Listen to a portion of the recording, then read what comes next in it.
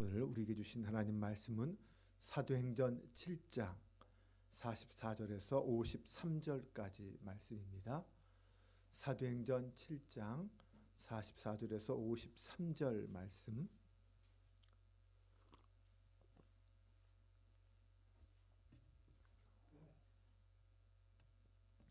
사도행전 7장 44절로 53절까지 한 절씩 교독하며 봉독합니다.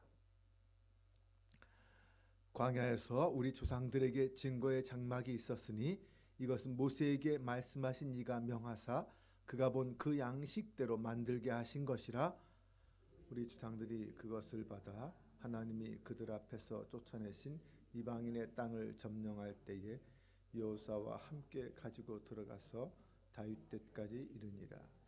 다윗이 하나님 앞에서 은혜를 받아 야곱의 집을 위하여 하나님의 처소를 준비하여 하게 하여 달라고 하더니 솔로몬이 그를 위하여 집을 지었느니라.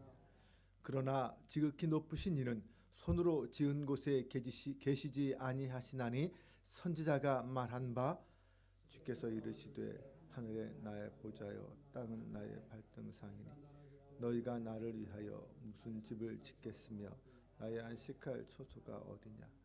이 모든 것이 다 내 손으로 지은 것이 아니냐 함과 같으니라. 목이 곧고 마음과 귀에 할례를 받지 못한 사람들아, 너희도 너희 조상과 같이 항상 성령을 거스르는도다.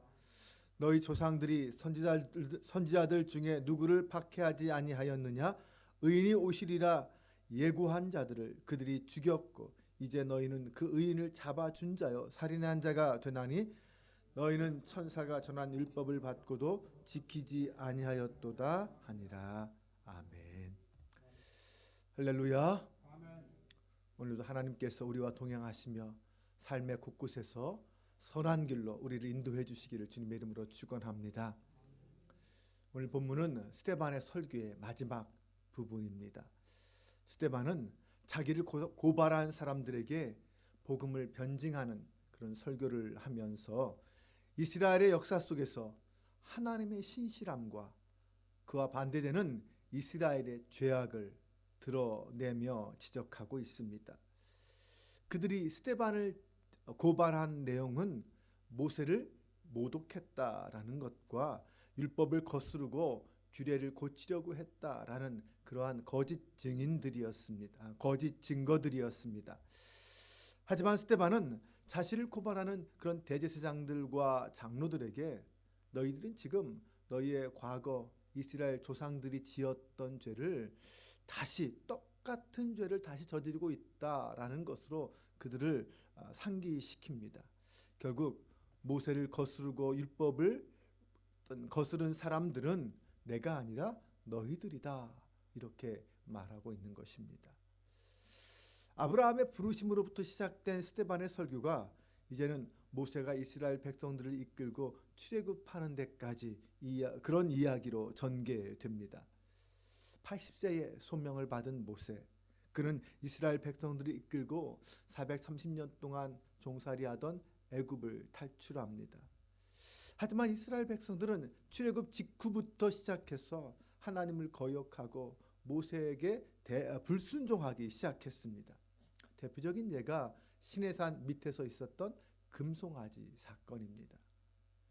이렇게 이스라엘 백성들은 때마다 모세를 원망하고 자기들이 종살이하던 그런 애굽을 그리워했습니다.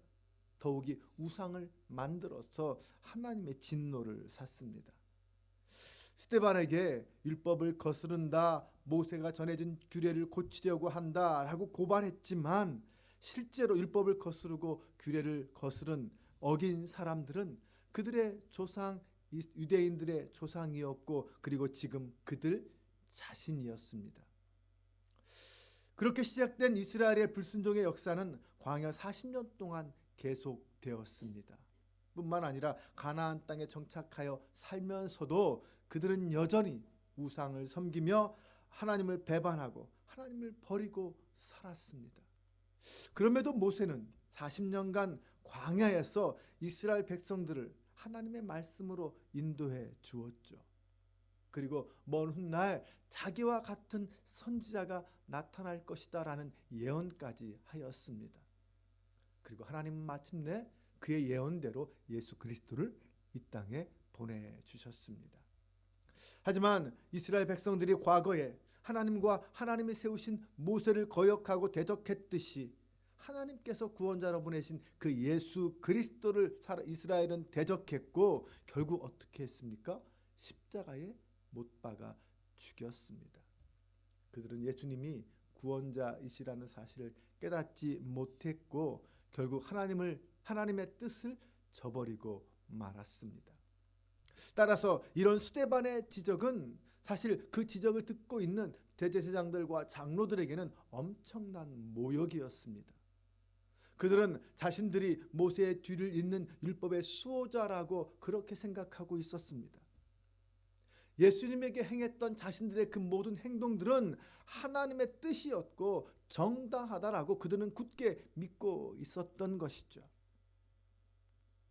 하지만 하나님은 스데반을 사용하셔서 그들의 그런 교만과 자만심을 꺾으시고 그들의 죄악이 무엇인지를 드러내게 하셨습니다.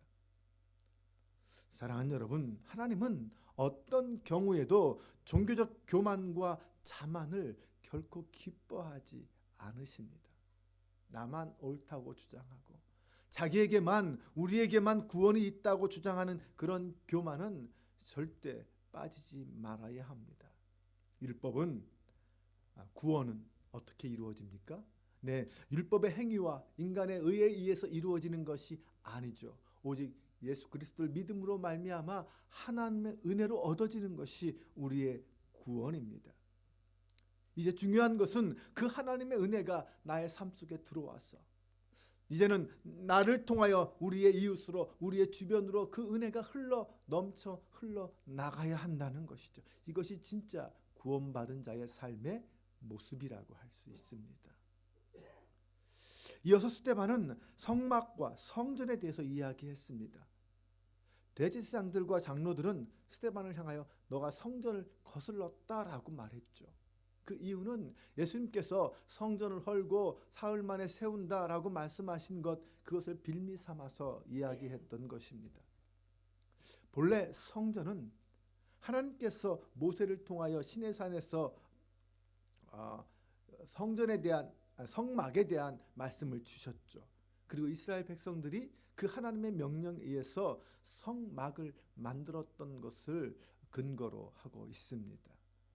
하나님은 성막에서 그들을 만나 주셨고 그들을 인도해 주셨습니다. 성막은 보이지 않는 하나님이 우리의 눈에 나타나 보이게 되는 증거 중에 하나였습니다. 그리고 가나안 땅에 들어가서는 결국 다윗과 솔로몬을 통하여 성전을 짓게 하십니다. 그리고 그곳에서 당신을 드러내 주셨고 이스라엘 백성들을 만나셨습니다. 하지만 이스라엘은 하나님을 그 성전 안에 가두어 두고 말았습니다. 무슨 말입니까? 네, 이스라엘 백성들이 안식일과 절기가 되면 성전에 모여서 함께 하나님 앞에 제사 드리고 예배 드리고 회개하며 하나님을 만났습니다. 하지만 성전을 떠나면 성전 밖에 나가면 그 가나안 땅에서 온갖 우상들을 또한 섬기며 살았습니다. 그들이 생각할 때 하나님은 그 성전 안에만 계시고 성전 밖에는 계시지 않은 것처럼 행동하고 살았다는 것이죠. 그들은 그렇게 하나님과 우상을 겸하여 섬겼습니다. 그것이 자신들이 행복할 수 있는 길이라고 잘 살 수 있는 방법이라고 생각했던 것이죠. 네, 생각해 보세요. 하나님은 이스라엘 백성들을 위해서 끝까지 신실하셨습니다.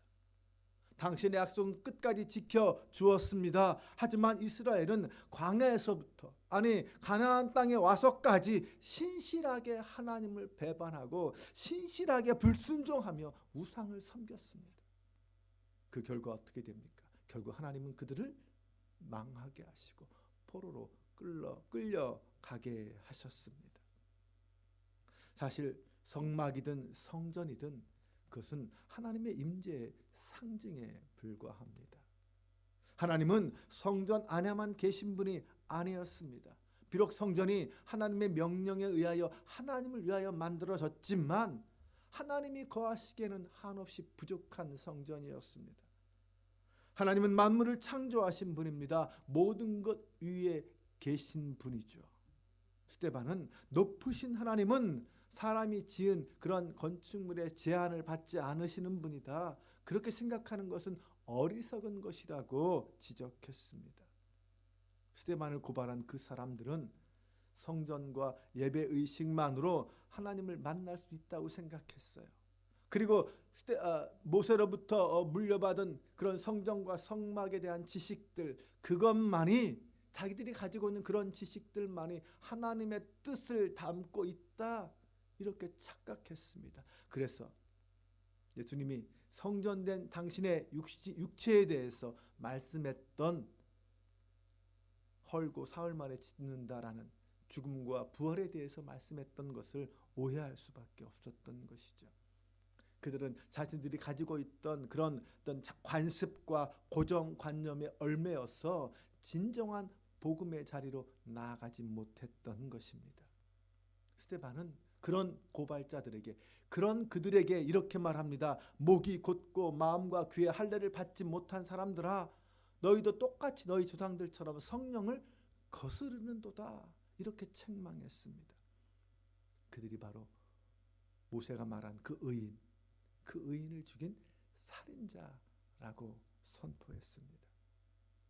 결국 율법과 성전을 거스른 죄인은 예수님과 스데반이 아니었습니다. 바로 그들과 그들의 조상들이었어요.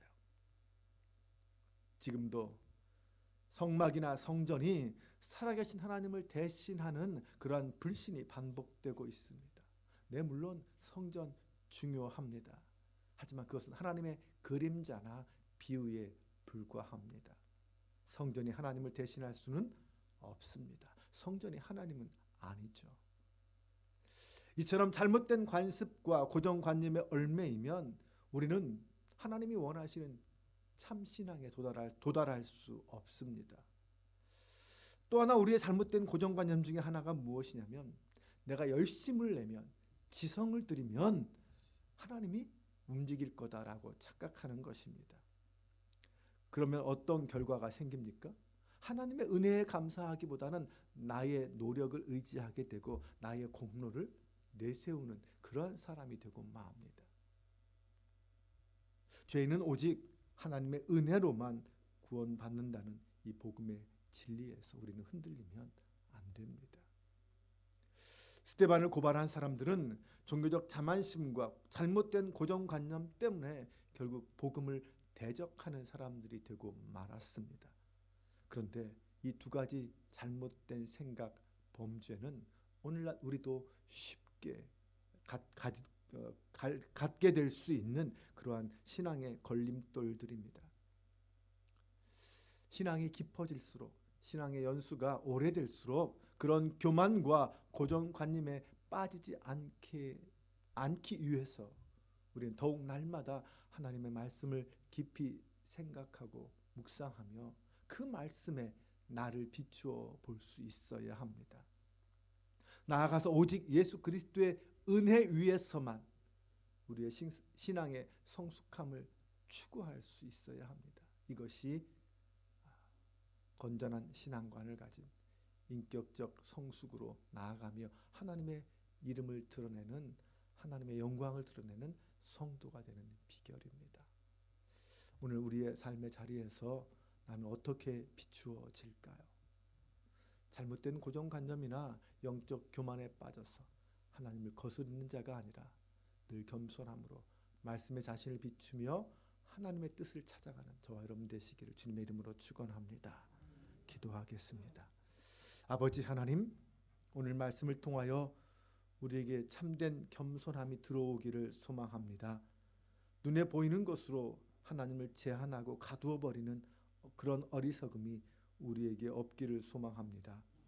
날마다 겸손하게 하나님 앞에 엎드리게 하시고 말씀 앞에 순종하는 저희가 되게 하여 주옵소서. 하나님, 우리에게는 내가 배운 종교적 습관과 전통만이 옳은 것인 양 착각할 때가 많습니다. 나 아니면 안 되는 것처럼 교만할 때도 있습니다. 나만 옳다고 주장하는 그런 교만함에서 벗어나 겸손하게 하나님의 뜻을 구하게 하시고 내 몸같이 이웃을 사랑하라 하신 주님의 뜻에 따라 겸손히 사랑하는 저희가 되게 하옵소서. 사랑의 하나님, 오늘도 하나님의 사람으로서 살아가 하나님의 사랑과 은혜를 전하게 하시고 그리스도의 향기를 바라는 하루가 되게 하여 주옵소서. 우리 주 예수 그리스도의 이름으로 기도합니다. 아멘.